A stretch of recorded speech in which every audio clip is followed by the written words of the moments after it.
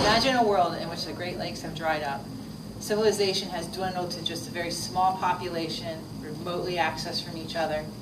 The wealth and technology has been reserved for just a select few hand-picked members who live in a walled-off, gated community.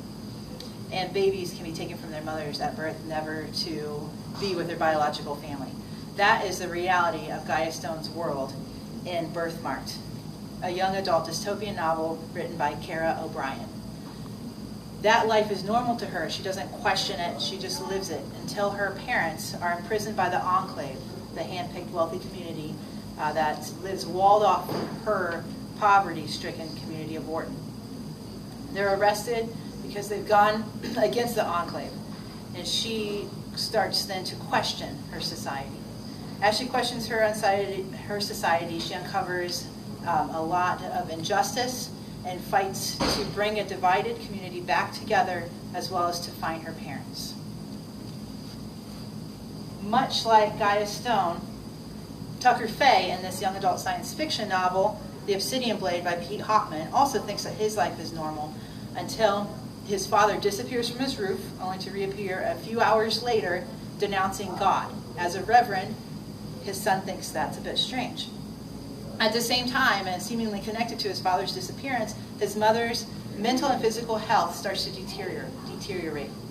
She loses interest in everything that she once loved. She prematurely ages, and she begins to see ghosts. Tucker doesn't want to admit it, but he sees the same ghosts as well as floating, shimmering discs above his house. To make his life stranger, his parents vanish unexpectedly one night, leaving him with a brief note saying he's going to be now living with his reclusive and eccentric Uncle Curtis. At Uncle Curtis's house, Tucker accidentally falls into one of the discs, and he finds out it's a time travel portal, and it dumps him into a dangerous time in our history. Luckily, he escapes that portal, and he's back on his Uncle Curtis's roof. He realizes that his parents must have gone through a similar portal. From that moment on, he spends his time trying to figure out where, or rather when, his parents are, and in his search, he uncovers a past, present, and future that reveals to himself who he is as a person. You have to read this book as well as the other books in the series to figure out the whole story of Tucker Fay. The last book I want to share with you today is the Mortal Instruments series and the book The City of Bones by Cassandra Clare. This is a young adult fantasy, and much like the other two books, the main character in this book also undergoes extreme loss, and through that loss she discovers who she is. Her loss begins on page 50 in the text. A sob rose in Clary's chest. "Mom," she cried inside, "what happened to you?" Silence answered her. No, not silence. A noise sounded through the apartment, raising the short hairs along the nape of her neck, like something being knocked over, a heavy object striking the floor with a dull thud.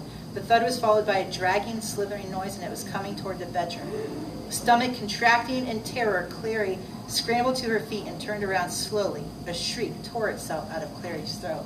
At this moment, Clary has realized that her mother has been kidnapped. She's not sure if she's even alive at this point.